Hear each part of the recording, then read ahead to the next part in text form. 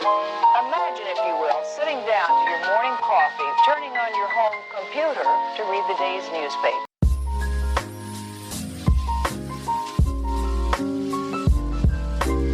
Stop the motherfucking music. Hey, welcome back to the No Edit Podcast. My name is Terrence Carr, T-Carr, however you want to say it. This evening, we've got a very special guest. It's been in the works for a couple of months now. Yeah, we've been talking about It's an individual that I used to jam out to in my early days as a teenager. So this is an artist, a rap artist, hip-hop artist. a little bit of everything. A little bit of everything. Mr. Muck Sticky. Pleasure to be here. Thanks for Pleasure. having me. Yeah. Thank you, man. Yeah. Thank you for tuning in. I really do want to appreciate you for coming on to the show and spending your time with man. me. Absolutely, bro. I love it. You know, you've been hitting me up about it, so I figure, while I was in town, we might as well make it happen. Yeah, for sure. Yeah, so Ooh, I forgot to do something. I got to clap for the cameras. I forgot all about that. that too. All right. But no, so with all of this, okay, I'm going to give you a backstory of where I found you and Okay. come about you. For right? sure. Cool. I love So, hearing this kind of thing. so whenever Am I I was loud growing up, I used to hang around a lot of guys that smoked weed and partied. I never smoked a day in my Right. life, never done Oh, it. But okay. that was who I hung around. Those were my friends. Okay. Or my ride or dies. And a song come on. We were at this house party, and a song come on, and it was the funkiest little song I had ever heard, and I want to say it was Nasty Ho. Okay. That come on. Sounds plausible. And ever since then, I fell in love with that music Well, thanks, and you. man. And then shortly after that, I saw a van of yours. I don't know if you still have it. No, we had to retire that. It was the about Muck a dozen Sticky years van. ago. Yeah, we had I one for a while though. A I couple years. seen it there. riding around, and I was Yeah, like, it was like the 2008, Yep. 2010 area, so. yeah. Yeah.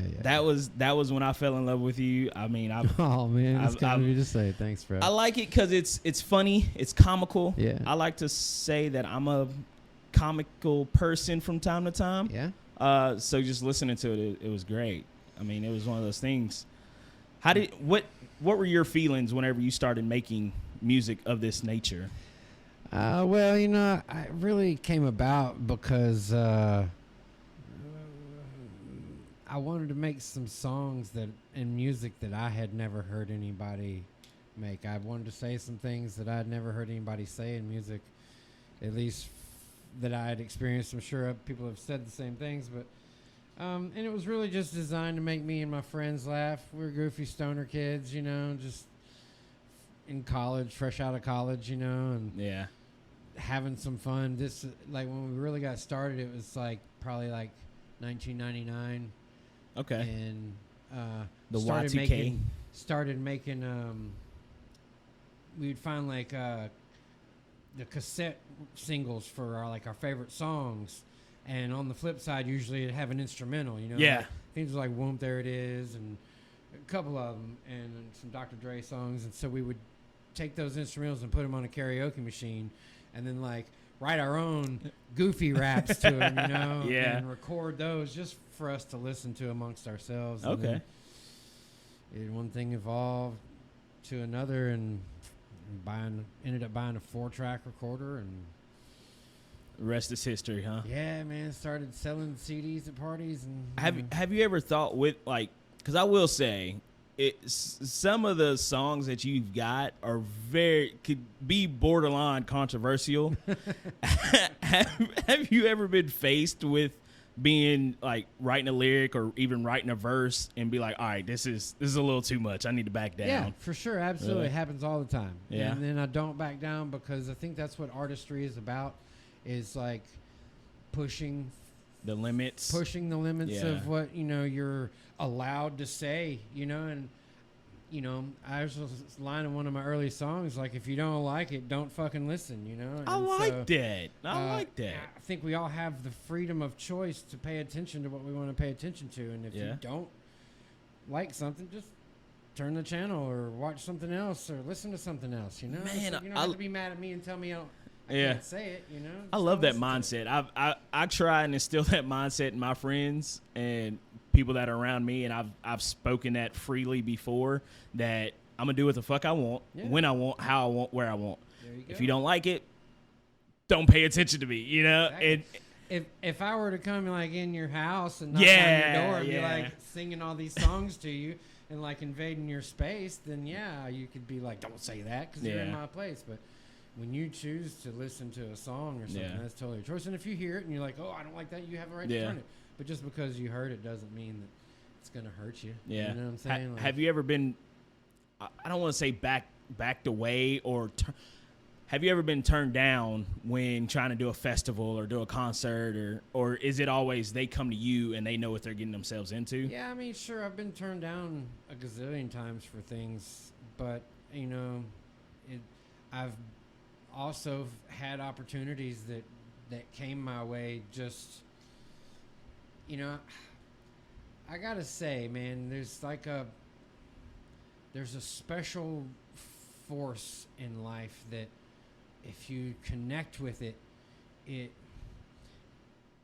presents you with the right opportunities. Okay. And so I feel like I just I open myself to anything that comes my way, and you know, I've learned over the years to be careful about what you involve yourself with, and but as far as like being turned down for opportunities because of my lyrics, I don't really think that's ever been a problem. I mean, the stuff I say isn't nearly as bad as a lot of what the major stuff is. Oh, out yeah, there, for so, sure. You know what I mean? Like Yeah. I'm like Disney on Ice compared to some stuff. You know what I mean? Yeah, I will say the stuff that we have out now, dude, it's crucial. Yeah, it's Like, crazy, it's man. crucial. And I don't promote violence Yeah. whatsoever. That's never been a thing.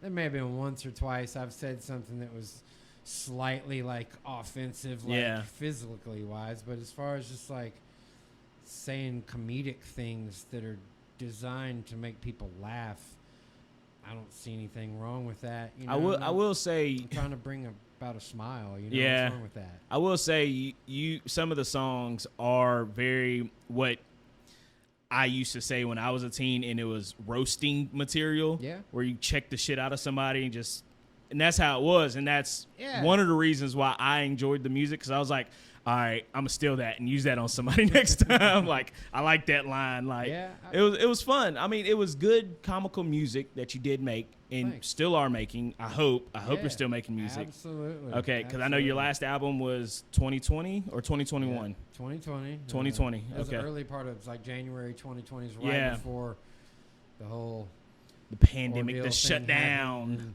But I do have a new album Yes. out. It's called Man in Pajamas. I like It it. has 22 tracks. Okay.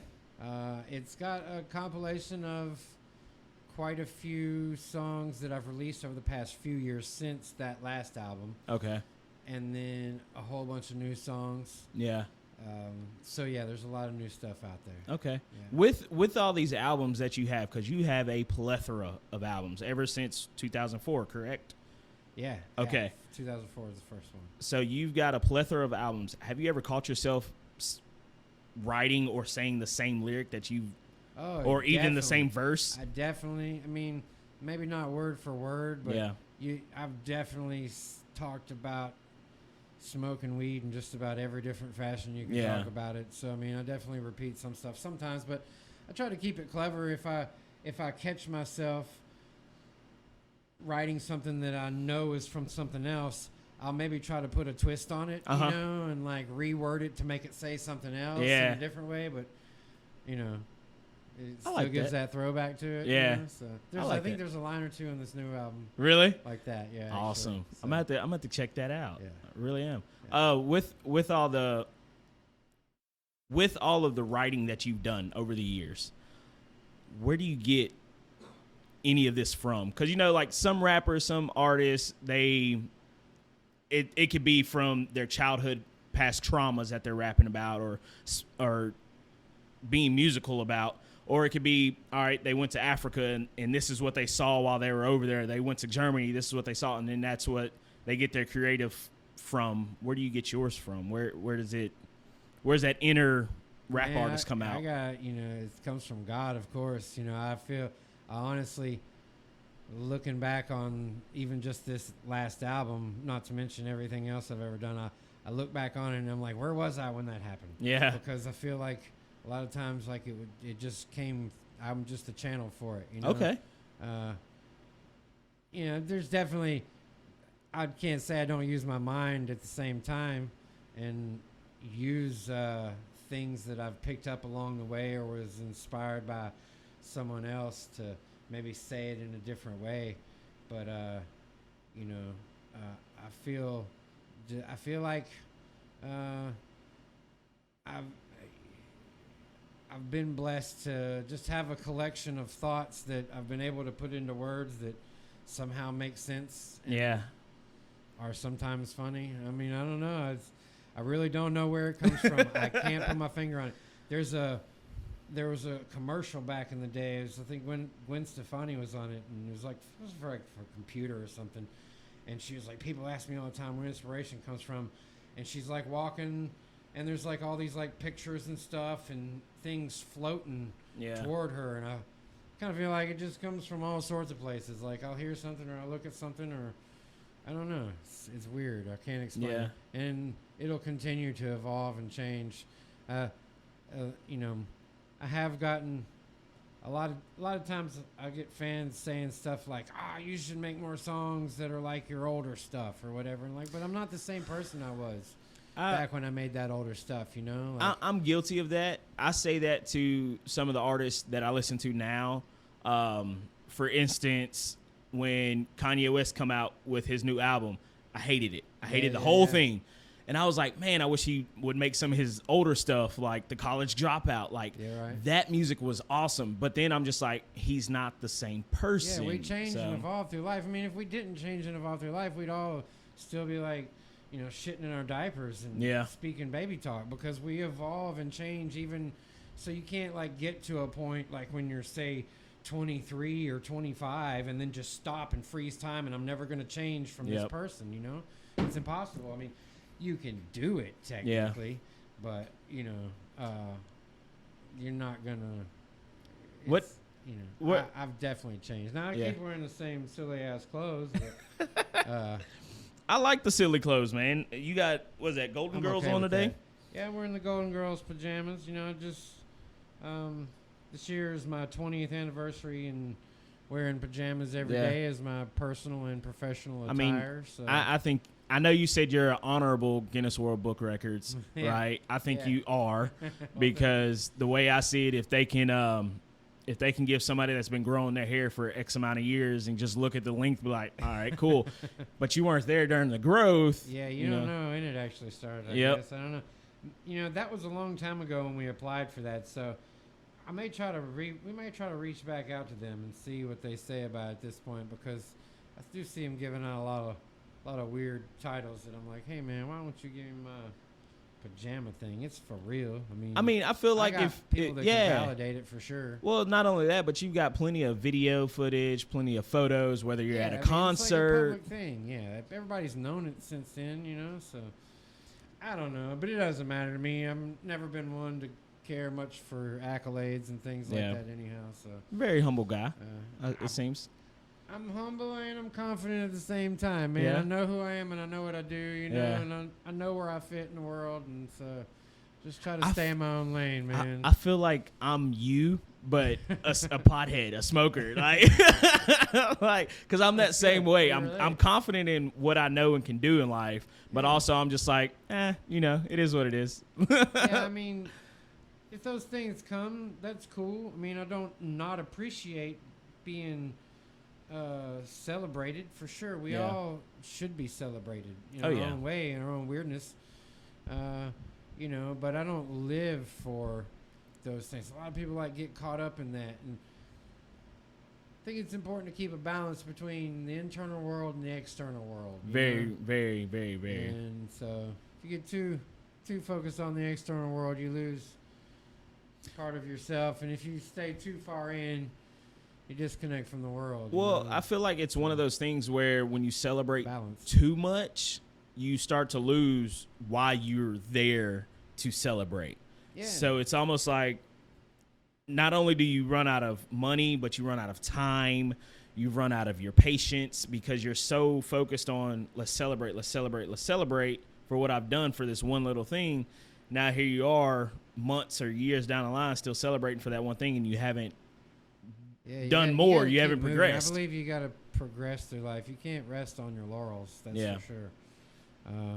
And in all honesty, I haven't, I've just made music and still continue to make music because I enjoy the feeling of being in my studio and hearing sounds and creating new sounds and writing new rhymes. And I just enjoy doing that. You know? And that's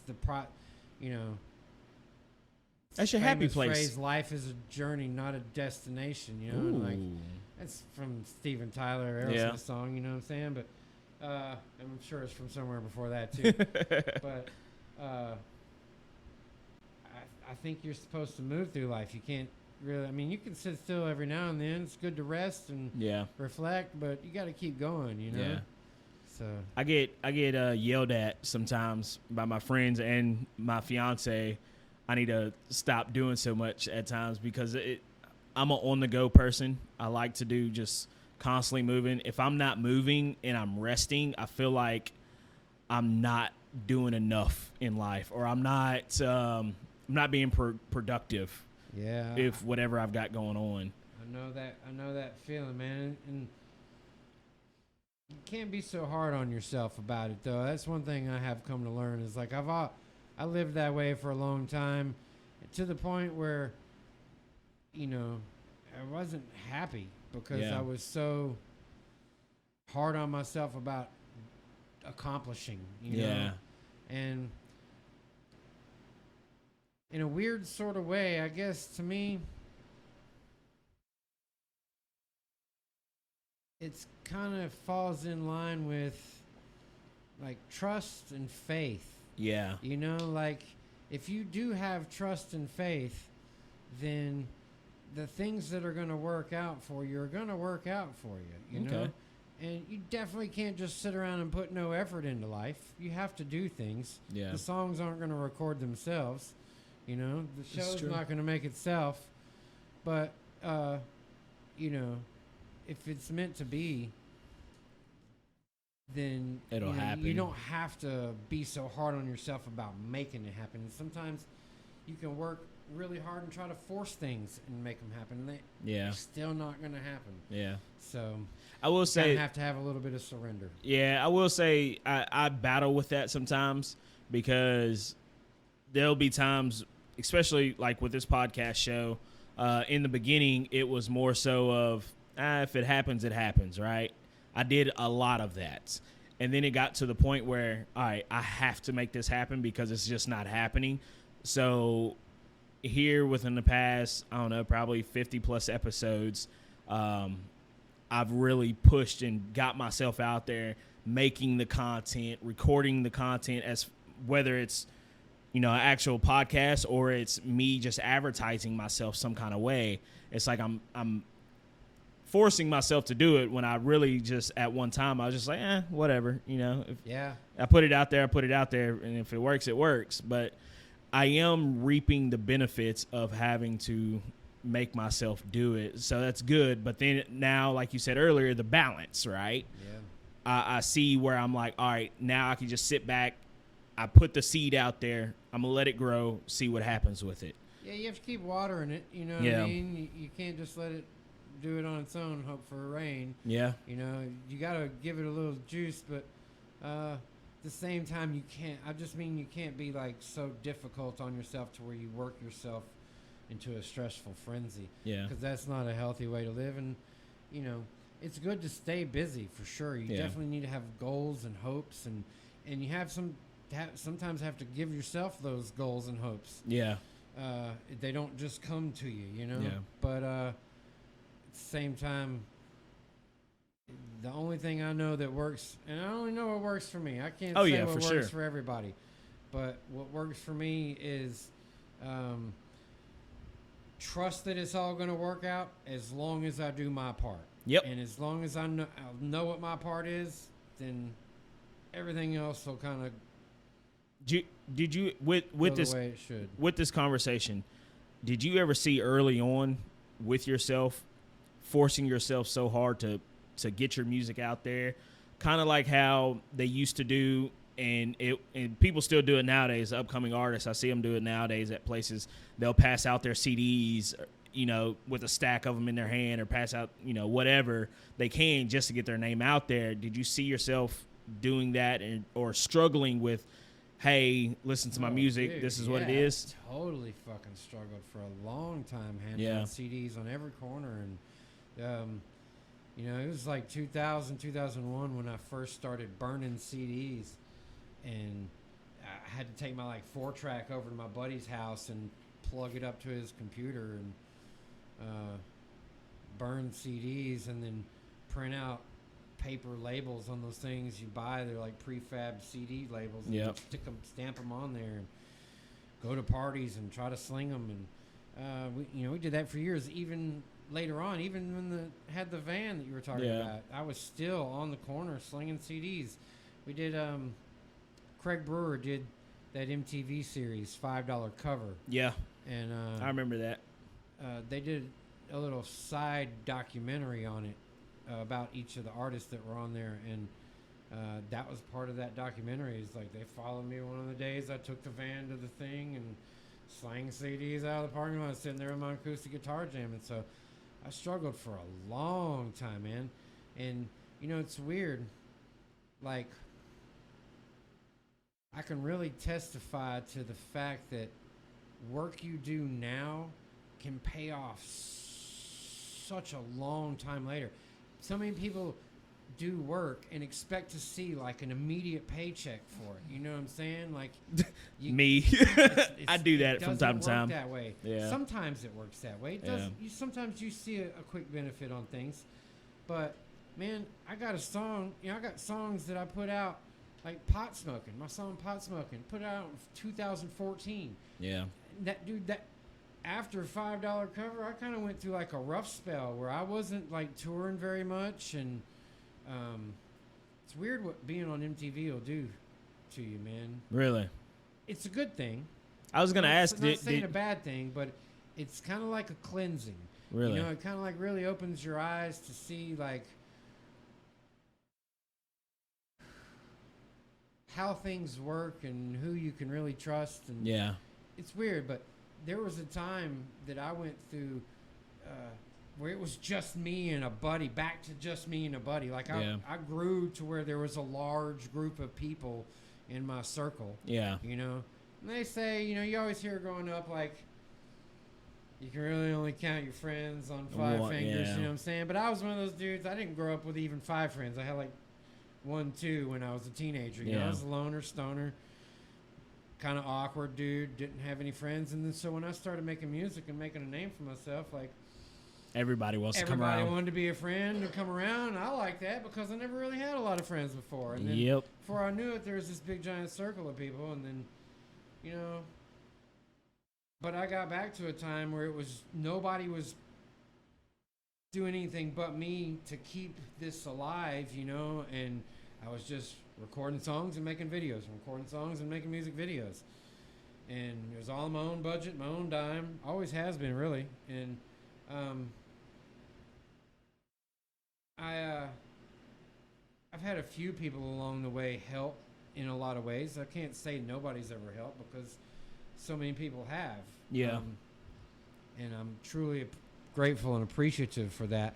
But my point originally was that Pot Smoking, this song I recorded in 2014, and it's just now having big viral success on TikTok and Instagram and stuff, And I will say TikTok, it's one video can skyrocket. yeah, I've had a couple of mine do that. I had, ironically, my first viral video, and I had posted probably 20 videos before that, and the most I ever got was 1,100 views, and that was it. And then it was dead in the water.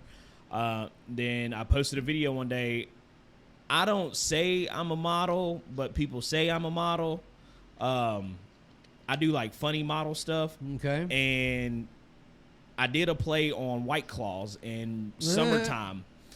So I had a professional photo shoot, and I did a video. It was like a little video of me, Stone Cold Steve Austin, 2 White Claws together. And then the next, it showed photos after that, and it's me sitting in a kiddie pool with rubber duckies and White Claws in some like super short jeans and like a crop top T-shirt. And then the next one was like me sitting on the cooler with White Claws all around. Like, it was just something funny and goofy, and it skyrocketed. Really? Like, I want to say 400,000 something views. Wow, that's awesome. Yeah, and then So it's White Claw stuff, Yep, right? it was just White Claw stuff. So are you hip to K Squad? Do you know her? No, I don't. She's a TikToker, and she's done my song "Fuck Off" a bunch of times. Really? Right? And I think she's like sponsored by White Claw. You should like reach out to her. K Squad, if you're watching, I'm telling my homeboy here to hit you up. I would. I try. I even sent a video to White Claw. Duet with her. Like they told me I couldn't do it. Her videos, and she's sponsored by them. I'm telling you, like. They send her boxes of shit. Dude. You could maybe like get them to at least send you shit. Yeah. You know what I'm saying? Because like I said, I tried. I even got the email that still said, we appreciate this music video and these photos that you did, but at this time we're not accepting or looking for a sponsor. I'm like, go reach out to her and be like, hey, what do I need to do? K Squad. K Squad. K-A-Y Squad. She's awesome. She does a lot of really great videos. Yeah. I can't tell you it'll happen for sure. But I'm just saying, like, she's all about White Claw. Yeah. White Claws are in all of her videos. See, she's awesome. Super great. Cool mom. I've done quite a few different videos. I have a Yoo-hoo tattooed on me. Well, you do, totally. Yeah. Wow, that's awesome. I've done a bathtub. Yoo-hoo. Yep. I've done a bathtub Sponsor shoot. this man. I've tried. I've had this tattoo for, I want to say, about 7 years now, and it's actually, the tattoo size is the actual size of a Yoo-hoo bottle. Of a Yoo-hoo bottle? I've done a Yoo-hoo bath shoot where I was laying in a bathtub full of Yoo-hoo. That's amazing. Drinking Yoo-hoo out of a champagne bottle. Like, that's amazing, I've dude. done a Trix cereal. Hey, look, you need to post these videos like I do multiple times though. Yeah. I saw this dude the other day talking about how he makes songs, right? Yeah. Hip hop songs, and he posted the same video 35 times. The same video 35 times. And it took the 35th time of posting the same video. Like, and goodness. you can go look at his page, and like they're all like, it's the same video stuff. just posted over and over again. And like the 35th time, it got like 4 million views or something. Goodness. Blew up. You know what I mean? So that's dedication. I guess I got to try and do that, because like I said, man, if I was to show you videos of some of the photo shoots I've done, you would look at me crazy. be relentless, man. You can't quit. You know, like I can't say I've used that strategy myself, but yeah. In fact, I probably haven't done enough TikToking like I should. I don't know, that Pringle Ringle that you did was Yeah, pretty like that? impressive. Yeah. That Okay. was pretty. I would have ate like 5 chips before. Oh, dude, I was eating them the whole time. Trust me, man. Trust me. I And love Pringles. Somebody's like, "Oh, it's fake. He glued it." So I did one on a live too. Yeah. And I don't know. Haters gonna say it's fake, I guess, right? No, what was it? Haters gonna say it's photoshopped. Yeah, there you go. Right. How long did it take you to do that? Was it like multiple No, attempts, it or doesn't was take long it at all. If you had a can of Pringles, I could do it right now. really? Yeah. Damn, I figured it was like a bunch of failed attempts, and then it was finally like, all right, I got it. No, it's just like you just have to be careful with it. Yeah. And steady hand, but no, it's simple. Just like it's just a simple way you stick them in. They eventually make a loop. You know what I mean? So Like that. Where'd you come up with that? I saw somebody in there. Oh, really? I was like, but wasn't like really big. It was just Yeah. like a handful of people had done it. And I was like, I should do that. Seems like a pretty cool, fun thing to do. So I like I that. did it. You know. I like that. I want to jump back to the pajamas. You said it's your 20-year anniversary. Yeah. What brought you to only wear pajamas? I know you said you're a loner stoner kind of guy. I'm gonna be quite frank with it, and it's one of those things. It's the loner stoner community that I used to hang around. It was tie-dye everything and be relaxed, loose clothing. Just I'm a like hippie-ish to where it's just like whatever happens in the world happens. You know. Yeah. So where did you get your vibes to just wear pajamas? It's funny you mentioned that. I know you said this is gonna be like July 10th, right? But Yeah. technically, I mean, if you don't care, then like people know there's pre-recorded. So tomorrow is July 28th, actually, Okay. and I mean June 28th. Yep, I'm sorry, June I don't know why I 28th. said July.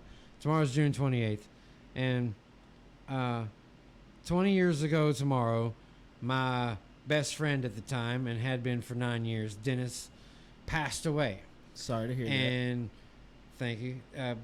So he, the day of his funeral was July 1st, which is this Friday, which is when my new album, Man in Pajamas, is going to drop. Nobody knows this yet, and since this is posting after, it's okay for me to say it because I'm not announcing it till tomorrow, actually, on the anniversary of his departure.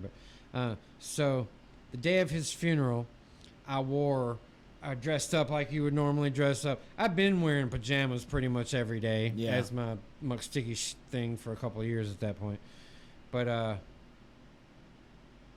it wasn't like an official thing. And the day of his funeral, I dressed up and wore slacks, right? And I wore a pair of his slacks, actually. They were black slacks.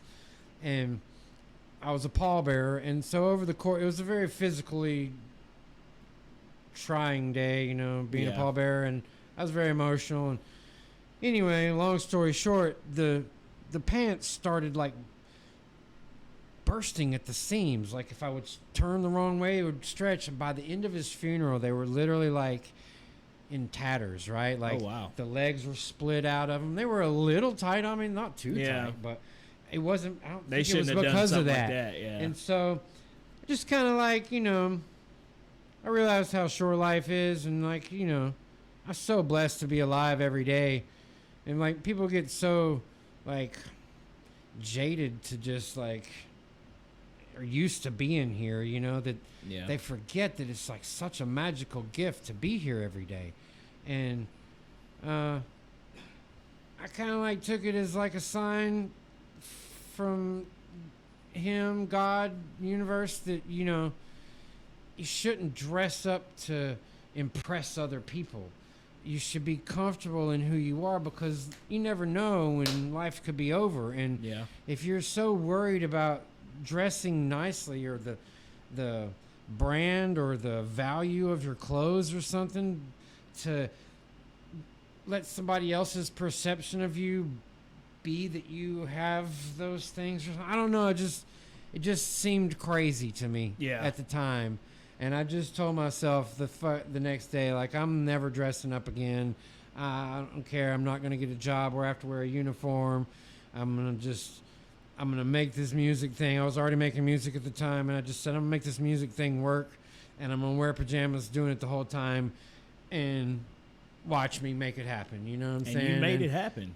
With the blessing of the Lord. I think it was, like I said, it was like a conversation I had with God in one of the craziest days of my life, because before that point I'd never known like such deep sadness and trauma, you know what I'm saying? Like you know, I'd had grandparents pass away, great grandparents pass away, you know, I hadn't even had grandparents pass away at the time, just great grandparents, and a few people that I knew in life, but never someone so close to me, you know. And so I just kind of like took it as a sign to be myself in this life and not change who I am for other people's opinion.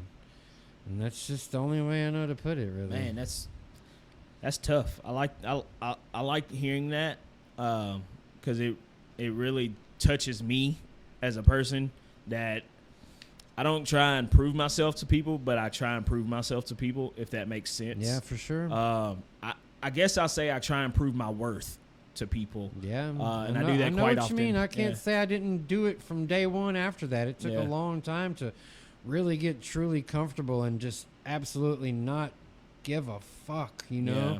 But I don't care whether people, you talk about earlier, whether people, you know, get my music being controversial, and like, I've never said anything that was like directly harmful to anyone, that I was gonna harm anyone. And people in music today, man, that's all they fucking talk about is how they kill people and shoot them up and rob them and like totally horrible human values. And the worst thing I talk about is women needing to take better care of their hygiene or something. You know what I'm saying? Like, that's nothing wrong with that. You know, everybody needs to take better care of their hygiene. Men too. All you motherfuckers need to take care of your hygiene. Yeah. You know what I'm saying? So, For sure. but that's not, you know, if you consider that bad and something, you know, like, you can get mad at that all you want, but I don't care, you know, and fuck you, you know, like, I got a song called "Fuck Off." Go listen to it. I love it. I listened to that today in my at work.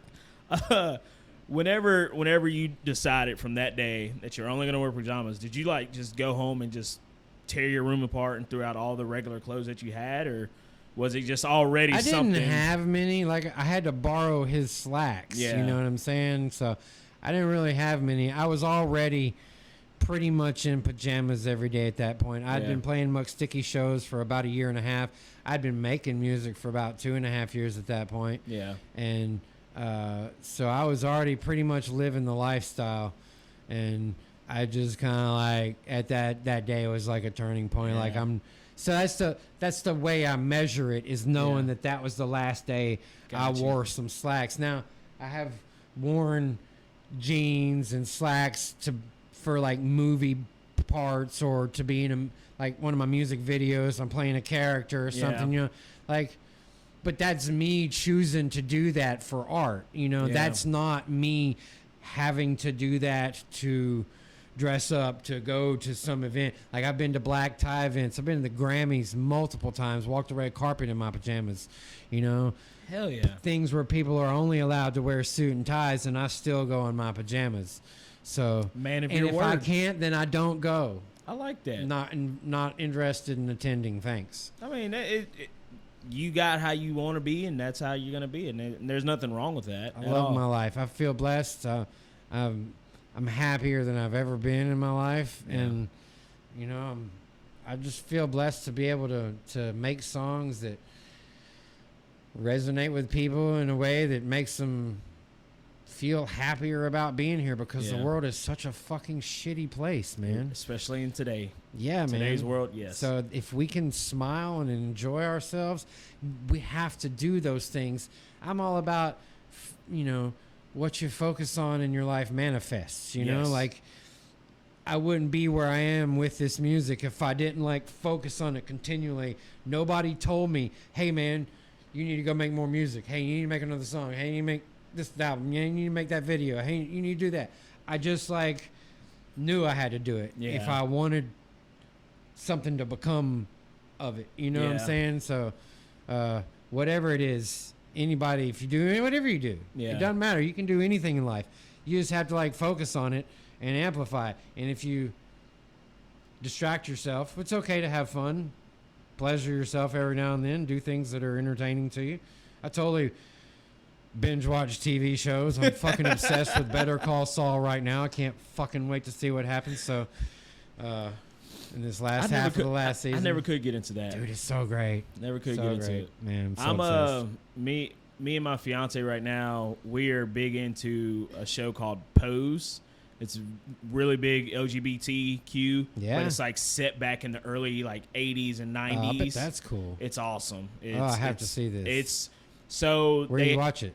Like Netflix or something? HBO. I want to say it's HBO. Yeah. But it was set back in that time era where you still had to be secretive about who you were as a person, right? So it's set back into that time. I'll give you a perspective of where it was set, right? When Madonna came out with her Vogue song, that was like, all right. That was even played in one of the episodes. There's nothing to it. Vogue. That's but that like one of the episodes, it was like a 2-part episode all around Madonna's Vogue song that come out. That's like awesome. It was, I have to watch this. I loved Madonna growing up. Yeah, it's awesome. Very, very. I've always been a pretty open-minded person. I've always tried to like treat life, you know, in a case-by-case basis. You know, for sure. Person by person. You can be part of a group of something, but it doesn't matter. You know, it's all about the individual for me. You know what I'm saying? I walk through life and meet people on a day-to-day basis. Yeah. And try to meet people where they're at. You know what I'm saying? And like, for sure. I'm open to. I love everybody. I think everybody should just fucking be happy and with who they are and accept people for who they are. You know what I'm saying? As long as you're not like hurting people and that's how I being a see piece it. of shit towards others, then you know. I mean, that's how It's I view been it. my philosophy Yeah. my whole time, man. As long as I ain't hurting anyone, I'm having a good time. That's how I see it. You know. So I got one last little topic for us. sure. Where does Muck Sticky see Muck Sticky in the near future? Not 10 years, but the near future. Whether it's this year, tomorrow, or a couple years down the road. Where does Muck Sticky see himself? Man, I plan to release a whole lot more music. I've got a side project that I've started with my producer that produces all of Muck Sticky music, called The Low Highs is the name of the project. My buddy Nick, we produce it together. We're going to do a full album with that, I think, here pretty soon. We're going to release another Muck Sticky album pretty soon. Hell We've yeah. already got songs in the book. So I've got a film project that's been kind of sitting in the on the back burner for a minute. We filmed it back in like late 2018, early 2019, and it's just been kind of sitting there waiting for us to do something with it. So got to do some touching up to it and we've been trying to find the right home for it. Yeah. So I'm gonna put some more time back into that for sure. And man, just I like to do a tour. I've never been a huge touring artist, and I haven't done any touring since like 2015. So Okay. I'd like to get out there and see the fans again, play some shows. I've always been highly demanded, but I've just never gone. Been kind of a recluse, man. Really? I don't know, like I toured really early on, back in the early 2000s. I toured heavily from like 2002 to 2005, and being on the road for such a long time, kind of got burnt on it. Yeah, you will. And, I did tour over the years, but in 2015, I don't know, I just kind of got stressed out over a tour and took some time away, and then we made a movie. My buddy Ricky is here with me tonight. We created my mom and I co-wrote and directed it together, but my buddy Ricky produced and helped bring the project to life with us, and it's called Dig That Zebo Newton. You can watch it on Amazon. It was a really fun project to make, so I took some time away from the music to work on that, and then we did that other film project right after that. And I don't know, I just kind of had to step away for a little while. Yeah. And reassess life and think about where I fit into everything and what I want to do. And so as far as like what I'm going to be doing here in the near future is probably making a lot more music and getting some more film projects out. I think it would be a good time to see you out touring, even if it's like 5 stops, right? Yeah. Not a big massive one, but 5 stops, whether, you go to the East Coast, North Side, you hit all the major points and something in the middle. I think that'd be fun. I think funny. just to get out and venture out and see what's out there still. Yeah, our biggest markets are so scattered. It's like Dallas and Atlanta and Houston and Seattle and Minneapolis. So it's like all over the place. So we'd probably like pick the top 20 and try to do a tour. There's been talk. I did a song with Jesse Hughes from Eagles of Death Metal called Stir Crazy. It's on the new album, but we released it back in 2021.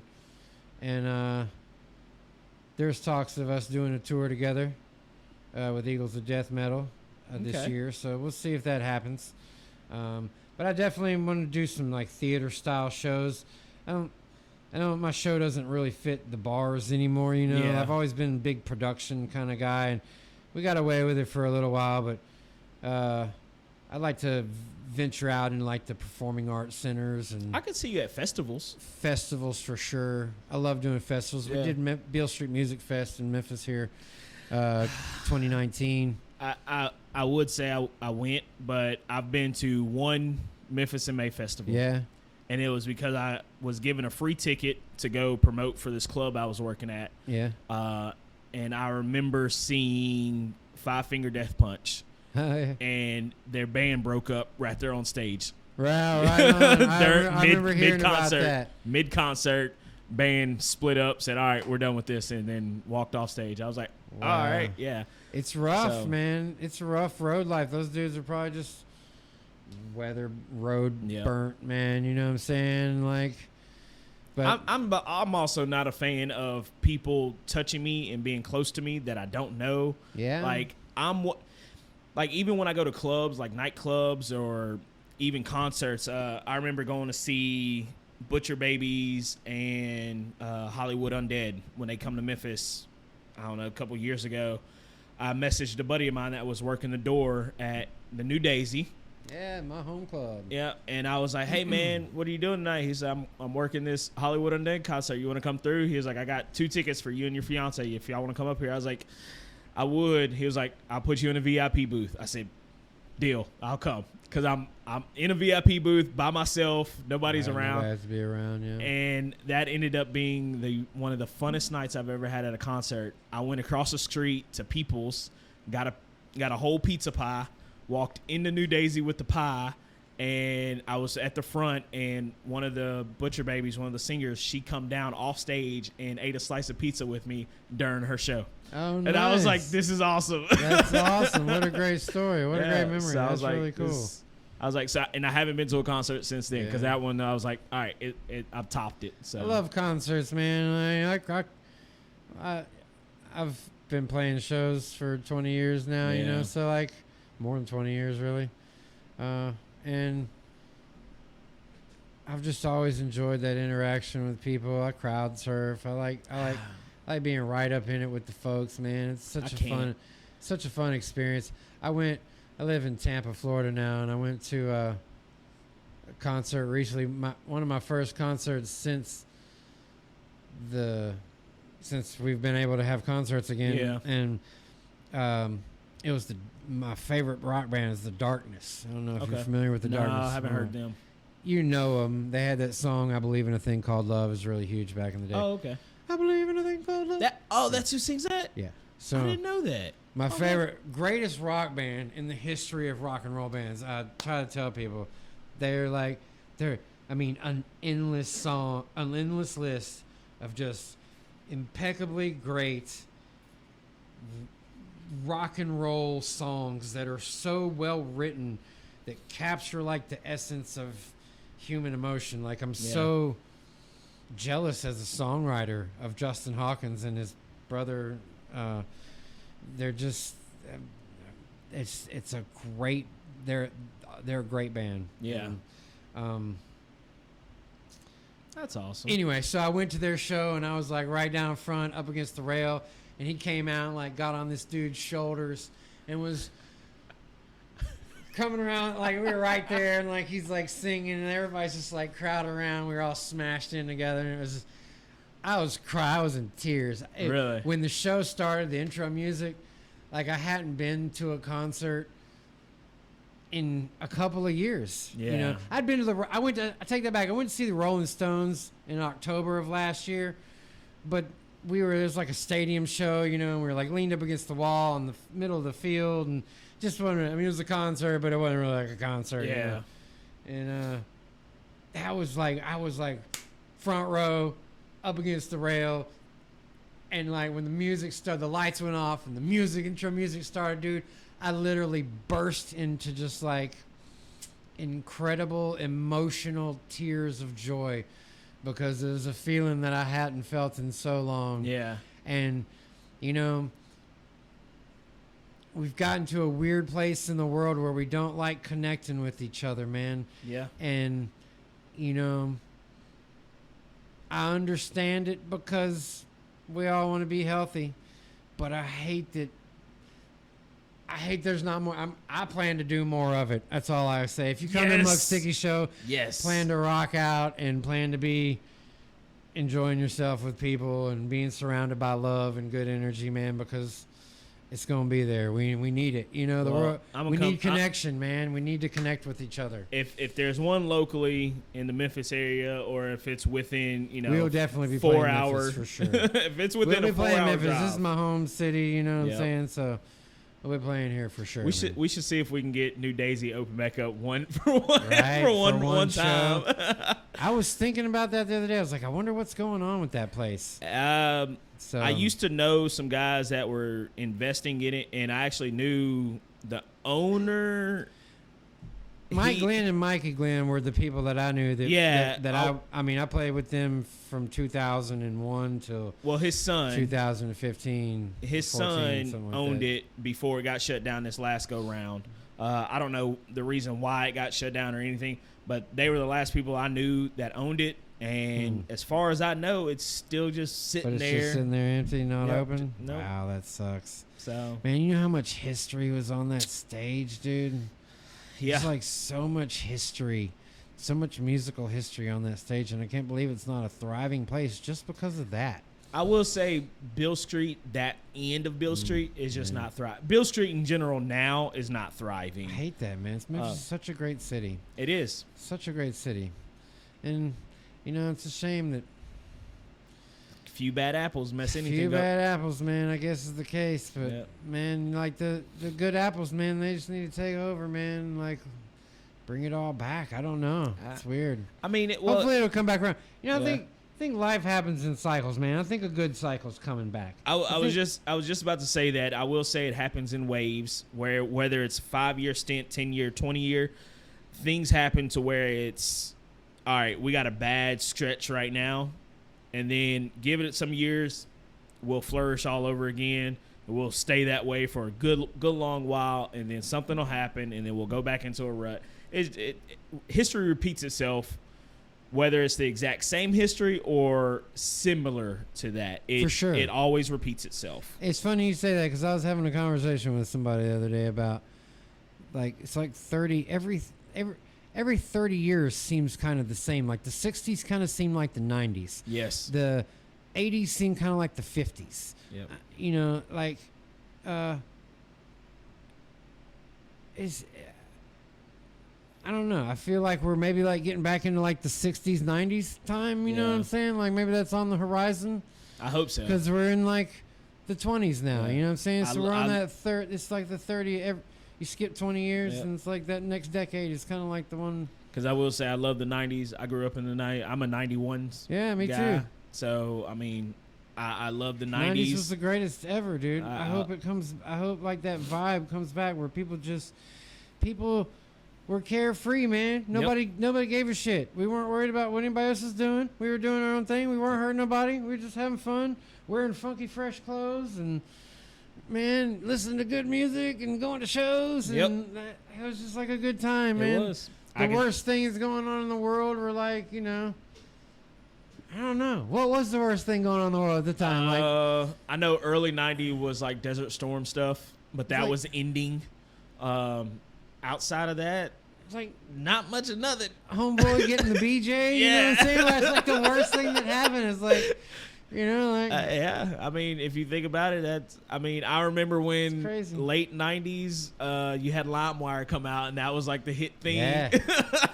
And so, Yeah. I mean, outside of that, But I mean, like South Park came about, you Yep. know, like you could just like say and do anything, and nobody gave a fuck. You know Yep. what I'm saying? It's like the crazier it was, the better. Like Eminem came about, Yes. you know, like it was like a wild time. Yep. People were just like doing whatever they wanted.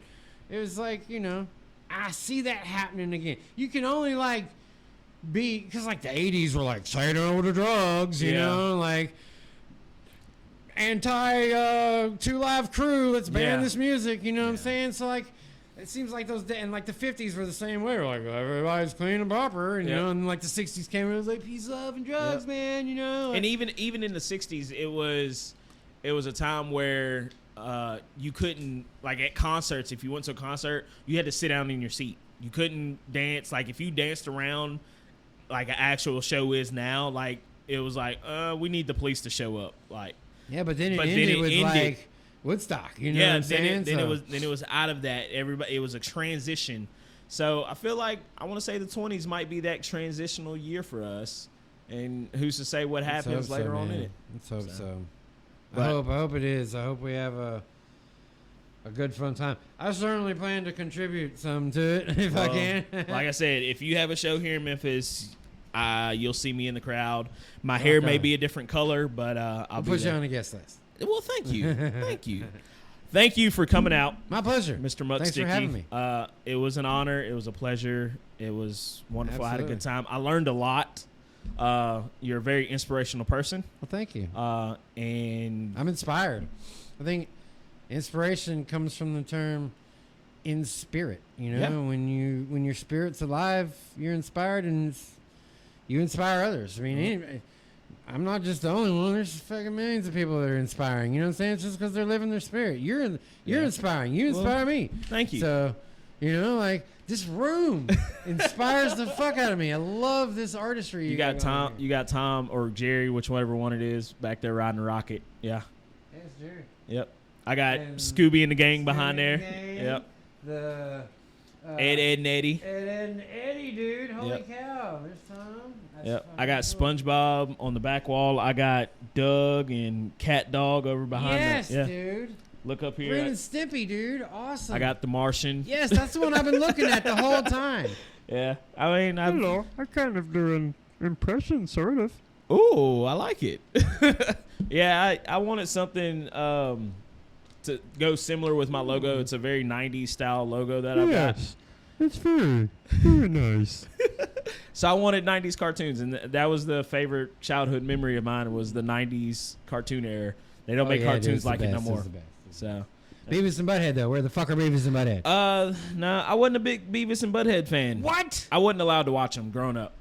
That Man. and like Beavis and Butthead Dude. and Best one ever. It was the best one Celebrity in the 90s. Deathmatch. I wasn't allowed to really watch those, but I still did. And then South Park, when they come out, I wasn't allowed to watch them either. Really? Yep.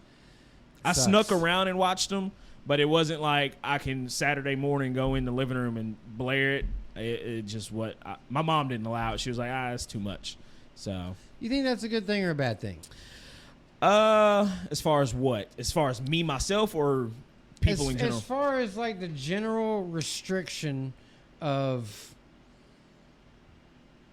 language and what we're allowed to see, like the George Carlin's 7 words you can't say on TV. You know, like what do you think about that? Because here we are on a podcast. Of course, it's not on network broadcast, yada yada, whatever. But you know, we're saying whatever the fuck we want. Yeah. The whole reason you like my music is because I say those outrageous things. Yeah. Pretty much. You know, you heard Nasty Ho and you loved it. It's one of my most outrageous songs, I guess.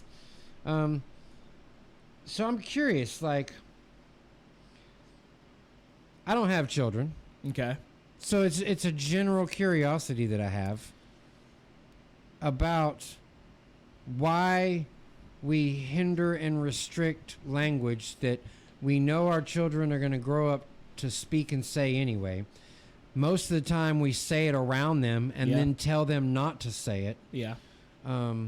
So I was always I remember being very confused by it growing up. It's like everybody says this stuff.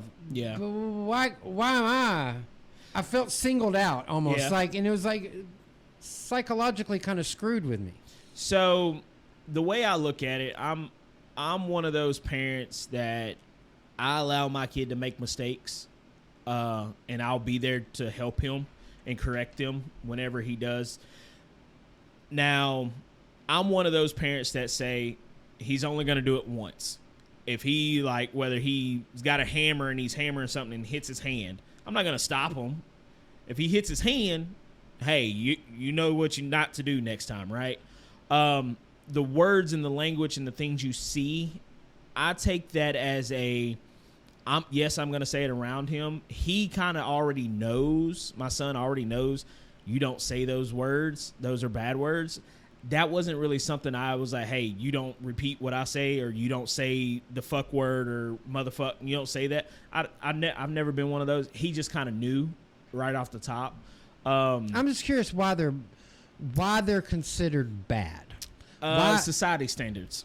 Well, I mean, It's not- it's- but we have to question society standards all Well, the time. of You know what I'm course. saying? Like, and you know, they're called cuss words, which comes from curse words, which was came about at a time when witches use those Yes. words to put curses on people. We don't do that. When you Yeah. and I are saying fuck because I hurt my hand, I'm not putting a curse. I'm exclaiming Yeah. my It's expression. dissatisfaction. It's a term of expression. Yeah. It's a word. Oh, for sure. You know? I don't want him to say it because I'm sure he's said it before, probably not around me. But it's more of a let's not do that in public type deal, because the last thing I want is to have to get on some other person's ass for worrying about what I've got going on in my household. Yeah, I Because I've mean- had to do that before, and I didn't like it.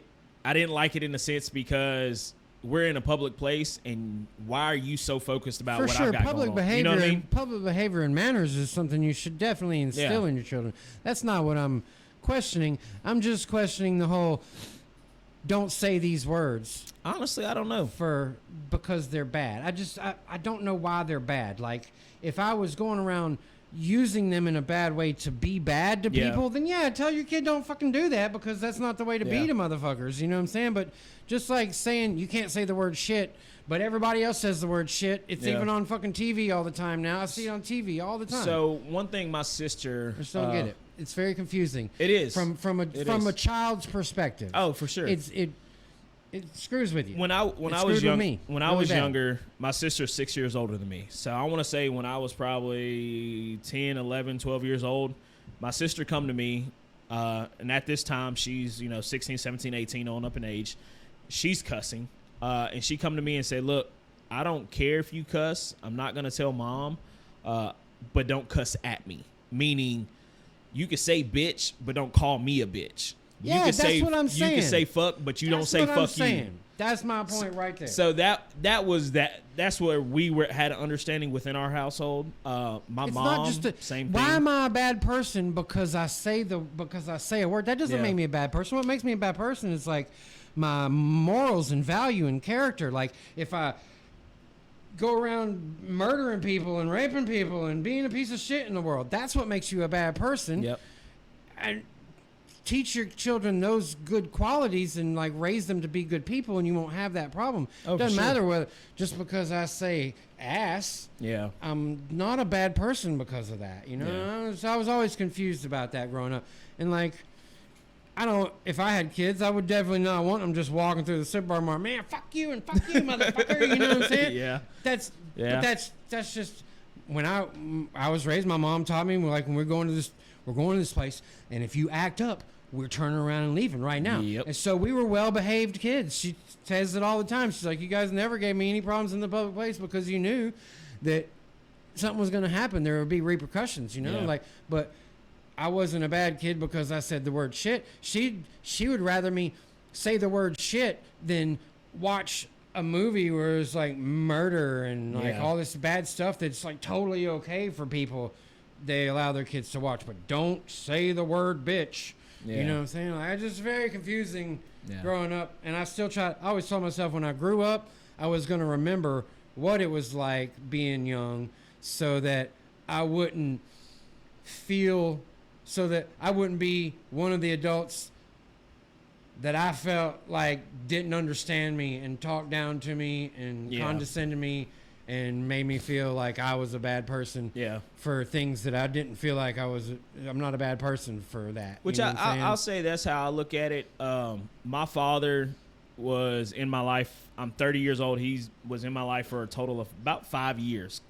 Not all at once, but over time, Right. about 5 years. And he cheated. I remember he called me one day.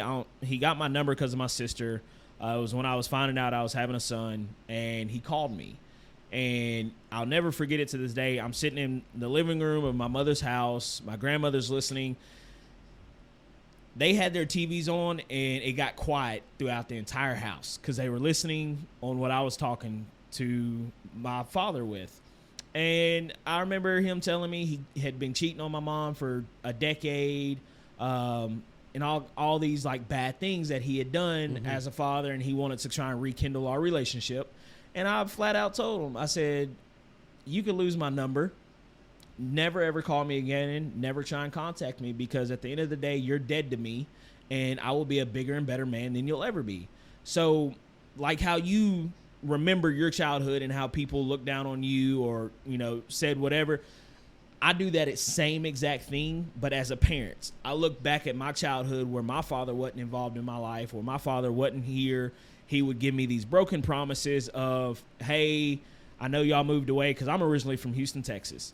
My father, I guess he's there. I don't know. But he used to call me on my birthdays and stuff like that and say, hey, I'm going to fly you out. We're going to go to Six Flags. We're going to go to Galveston. We're going to go to SeaWorld. We're going to do all these fun things. And when it come time for it to happen, I would never hear from him. Yeah. I remember to this day, he called me a year before my senior graduation, and he said he was going to buy me a car as a graduating present. I never got a phone call on graduating days saying congratulations. So it's always been those things. I always told myself, all right, I see what my father did. I see how my father treated me and my family. I know not to act like that. Yeah, for sure. So I pursue that, and I push that on my son, and I'm there actively.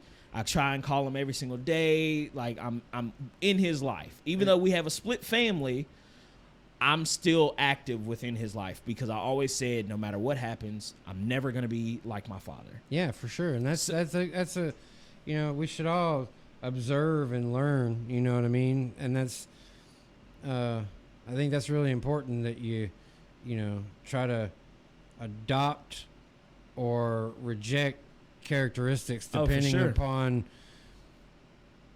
where you stand on the inside as far as your morality goes, and I think that's so much more important than the restriction of language. You know, it's like, I mean, at the end of the day, as a human being, everything we do throughout life is trial and error. There's Absolutely. no blueprint to being a parent. There's no blueprint to be a hip-hop artist. There's no blueprint to being a decent human being. There's no blueprint to anything that we do. It's all, we're walking day by day, hour by hour, trying to figure shit out. Yeah, and we can learn, and I think that's what we should do, is learn and pay attention, and then, but you're definitely, it's a never-ending journey, is gaining new awareness about things. And I think people should focus. Oh, wow. I don't know. Every time I say that now, I catch myself. I really don't give a shit what anybody else does. Yeah. I think all I know is that all I can do is focus on what I do with my life and my time, and I dedicate myself to my family and my close friends and the art I know that I'm able to create. I feel I was put here to do, and so as long as I do that with my life, I feel I'm on the right track, and I'm very blessed. God blesses me in so many ways. It's beyond measure. When I look back on it, like I said, tomorrow is the 20th anniversary of one of my best friends passing away. I think, man, 20 years is already. I'm still here. Holy fuck! Yeah. I still get to be here. I could have died like 2 weeks after he did or some shit. Yeah. Like, I'm still here. It's amazing, dude. I'm gonna love this life. I'm like in love with life itself, and I think so many people are missing out on that, being in love with life, because they're paying attention to the wrong things. Yeah. And if you just like connect with your inner spirit and follow that, it'll lead you to the right place where you're destined to be. Yeah, destiny, fate, whatever you want to call it. You're in the flow, man. Like, surrender to the flow, and to a certain degree. Don't fight it so hard. Maneuver. You're going down a river. Life is a row your boat gently down the stream. But you got to row your boat a little bit, otherwise you're going to get caught up in the bullshit on the sides. Yeah. You got to navigate, but you can't just you can't make the stream go. You can't the stream goes that way, but I'm just going to decide I'm going to paddle up the hill. You Yeah. know what I'm saying? Like, you got to go with the flow of the stream, you know? That's just the way I live, so. I like that. Pound her down. Muck Sticky Pound it. Love it. Thank you for tuning in. Yeah, No edit. that's Don't it. edit that. Oh, I'm not editing shit. I'm gonna clip that for TikTok. I love you. Thank Love you you for too, coming buddy. out. Y'all have a good one. Okay, bye. Bye, y'all.